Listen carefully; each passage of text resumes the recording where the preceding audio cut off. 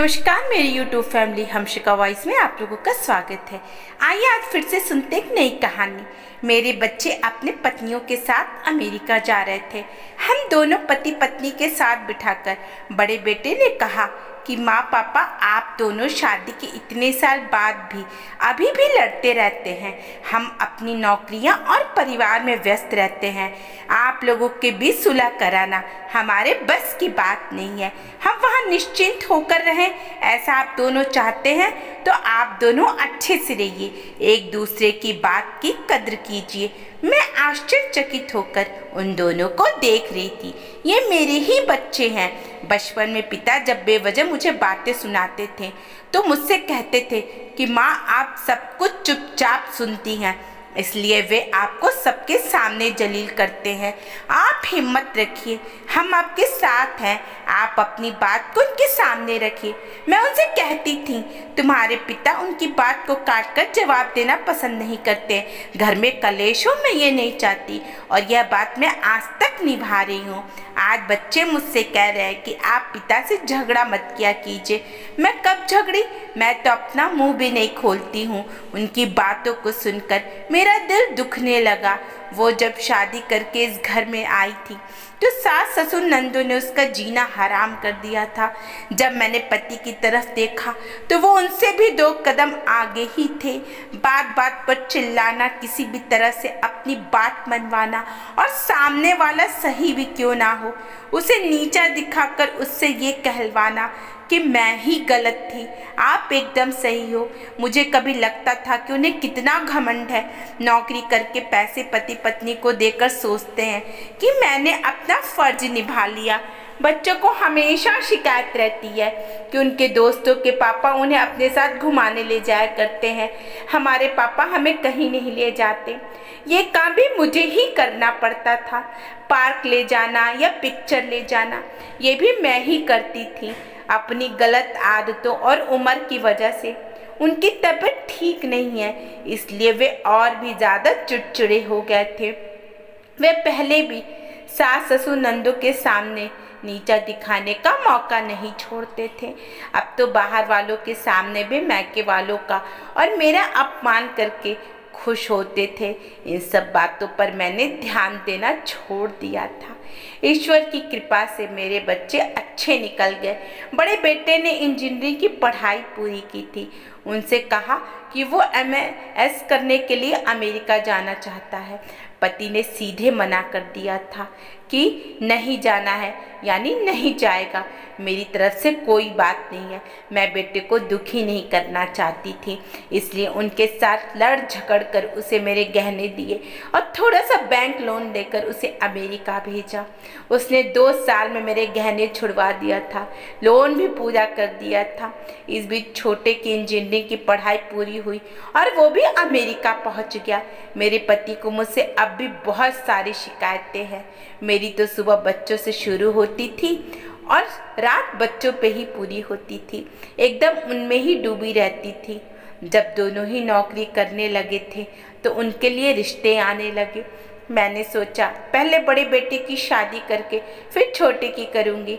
इसी बीच बड़े बेटे ने कहा कि वो उसकी क्लासमेट के साथ शादी करना चाहता है, वह दूसरी जाति की है। मेरे पति ने आसमान सर पर उठा लिया था और मुझ पर चिल्लाने लगे थे कि ये क्या अनर्थ कर दिया तुमने, अपने बेटे को दूसरी जाति की लड़की से शादी के लिए इजाज़त दे दी।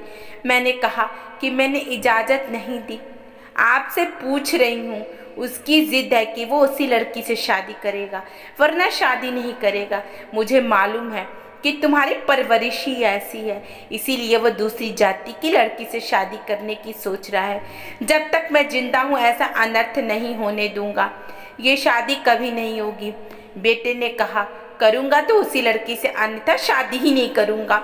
मुझे समझ में नहीं आ रहा है कि माँ इसमें अनर्थ क्या हो गया। दूसरी जाति की लड़की से ही तो शादी कर रहा हूँ, आजकल तो ये कॉमन है। वैसे भी हम लोग यहाँ रहने वाले नहीं हैं, हमें देखने की इच्छा हो तो आप ही आ जाना। आपके ऊपर इतना चिल्ला रहे हैं जैसे मैंने कोई खून कर दिया हो। मैं दोनों के बीच पिस रही थी। बेटे को फिर एक बार से फिर से समझाने की कोशिश की थी पर वो नहीं माना। पति को ही पकड़ा, उनके ही सामने रो धोकर किसी तरह उन्हें इस शादी के लिए राजी कर लिया था। बड़ा बेटा खुश हो गया और इंडिया आकर यहीं पर शादी करके चला गया था। छोटे बेटे के लिए पति ने अपने ही एक रिश्तेदार में एक अपनी पसंद की लड़की को चुना। उन्होंने यहाँ तक कह दिया कि तुम्हारे सामने मैं ऐसे गहरे रिश्ते नहीं लाना चाहता हूँ मेरे छोटे बेटे के लिए, और हाँ, तुम इस शादी से जितना दूर रहोगी तुम्हारे लिए उतना ही अच्छा रहेगा। मेरे पति ने अमेरिका का वास्ता देकर उन लोगों से बहुत सारी दहेज की मांग की थी। उन्होंने भी सोचा कि बिटिया यहाँ नहीं रहेगी, अमेरिका में राज करेगी, इसलिए पति की हर मांग को उन्होंने पूरा किया। मेरे दोनों बेटे इंडिया आए और छोटे की शादी में पति ने ही सारी जिम्मेदारी अपने ऊपर ले ली थी। उसी समय पंडित ने मुझसे कुछ सामान की मांग की थी। मैं लेने जा रही थी तो सबके सामने उन्होंने जोर जोर से चिल्लाते मुझसे कहा कि जल्दी पैर नहीं उठते क्या? तुम्हारे जैसी बेवकूफ़ और निकम्मी से शादी करके मैं अब तक पछता रहा हूँ।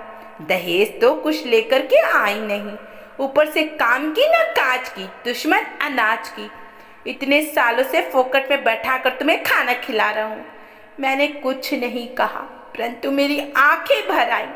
मुझे बुरा भी बहुत लगा। ऐसा लग रहा था कि इतने लोगों के सामने ऐसी बेइज्जती, ऐसा लग रहा था कि अभी यहाँ पर इन्हें छोड़कर चली जाऊं, लेकिन इस समय जाऊंगी तो लोग क्या कहेंगे, ये भी सोचना था। मुझे दुख इस बात का हुआ कि बेटों ने भी तो उनसे नहीं कहा कि सबके सामने माँ को क्यों डांट रहे हो। वो तो अपने अपने ससुराल वालों की खुशामदी में डूबे हुए थे। खैर, नई नई शादी हुई थी, नए रिश्तों को निभाना था। उनकी अपनी अलग दुनिया बन गई। आज वही बच्चे मुझे नसीहत दे रहे हैं कि पिताजी के साथ लड़ाई मत करो। मैं क्या करूं? इसलिए बच्चों की बातों को सुनकर वहां से अंदर चली गई। ताज्जुब की बात यह थी कि इस बार बच्चों को छोड़ने के लिए एयरपोर्ट गई थी, परंतु मेरे आंखों से एक बूंद भी आंसू नहीं बहा। मैं थक गई। इन सब की बातों को सुनकर मेरा दिल दुखने लगा। ऐसा लग रहा था किसी से कहकर जी हल्का कर लूं। दिल ने कहा कोरे कागज पर लिखकर दिल हल्का कर ले। ये बात मुझे अच्छी लगी। मैंने लिखना शुरू किया और लिखती गई, पन्नों को भर रही थी कि दिल हल्का हो रहा था।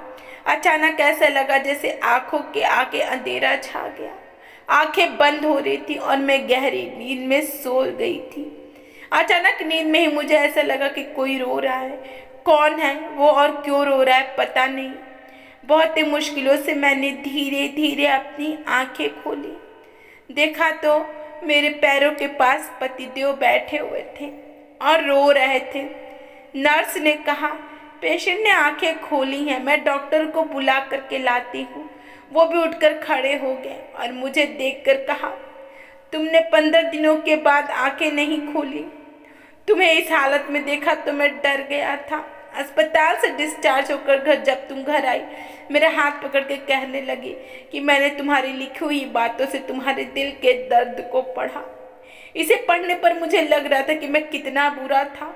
मैंने बहुत सारी गलतियां की हैं। जब तुम्हारा दिल माने तभी तुम मुझे माफ़ करना। मैं तो तुमसे माफ़ी मांगने के लायक ही नहीं हूँ। मुझे उनका पछताना अच्छा लगा। कहते हैं ना कि सुबह का भूला शाम को घर आ जाए तो उसे भूला नहीं कहते। अब हम दोनों ही तो बचे हुए थे, इसलिए मैंने उन्हें दिल से माफ़ कर दिया। अब वो मेरी मदद करते हैं, मेरे साथ बैठकर बातें करते हैं। हमें हमारे बच्चों से कोई शिकायत नहीं है। वे अपने घर में खुश तो हम अपने घर में खुश। मुझे लगता है कि चलो, मुझे समझने में इन्होंने ज़्यादा देर तो नहीं की। दोस्तों, आपको कहानी कैसी लगी? अगर अच्छी लगे तो लाइक कमेंट शेयर कीजिएगा और चैनल पर नहीं है तो चैनल को सब्सक्राइब कीजिएगा। धन्यवाद।